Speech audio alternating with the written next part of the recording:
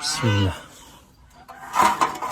Bismillah do'stlar, inshaalloh g'ozlarim ana shu teshikdan kirib chiqishni o'rganib oldi.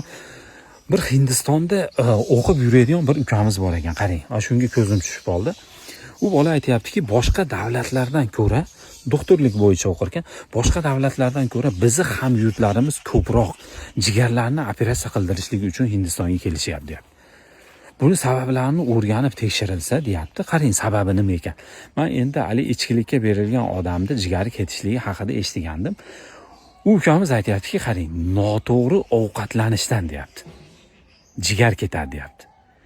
Va noto'g'ri ovqatlanish bo'lib hamki, deyapti, bizga odat bo'lib qonimizga singib ketgan noto'g'ri ovqatlanish, deyapti. Men hayron bo'ldim, bizni qonimizga singib ketgan noto'g'ri ovqatlanish qanaqa ekan desam, ovqatdan keyin meva yeyishlik odatini o'zgartirishligimiz kerak, deyapti. Nima qilish kerak desiz, mevani ovqatdan oldin yeyishimiz kerak, ovqatdan keyin emas, deyapti. Chunki oshqozonga ovqat tushgandan keyin uni orqasidan meva tushsa, deyapti, meva ovqatdan oldin tezroq hazm bo'ladi va u achishni boshlaydi oshqozonda, deyapti. Va oshqozonda achigandan keyin o'z-o'zidan alkogol ishlab chiqaradi u, deyapti. Qarang. Va u jigarga nagruzka bo'lib va jigar tezroq ishdan chiqishiga sabab bo'ladigan narsalardan biri, deyapti. Haqiqatda biz mana shu odatni to'g'irlashligimiz kerak. Ovqatdan keyin mevani ash deydi, yo bo'lmasa dasturxonda ustida mevalar turadi, ovqatda hamma yo'qni yeb turib endi meva ash deydi-yu.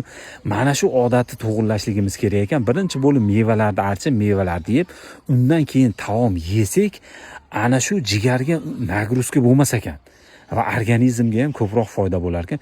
Nimaga bu narsalarni aytyapsiz desangiz, hozir internet tarmog'ida ko'rib turibmizki, 3 ta yetim bolasi bor, jigariga yordam beringlar.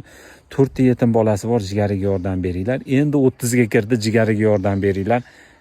Endi 40 ga kirdi, jigarni almashtirish kerak. Juda ham ko'p videolar tarqab ketdi-yu. Biz mana shu odatlarni to'g'rilaylik, akalar, ukalar.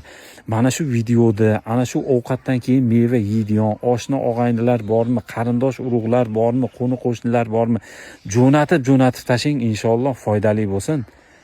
Ovqatni yeganingizdan keyin mevani yesangiz, meva ertaroq achirganda va u o'z-o'zidan alkogol ishlab chiqarar ekan va jigarga nihoyatda og'ir nagruzka bo'lar ekan va jigar tezroq ishdan chiqishligiga sabab bo'lar ekan. Akalar, ukalar, assalomu alaykum va rahmatulloh.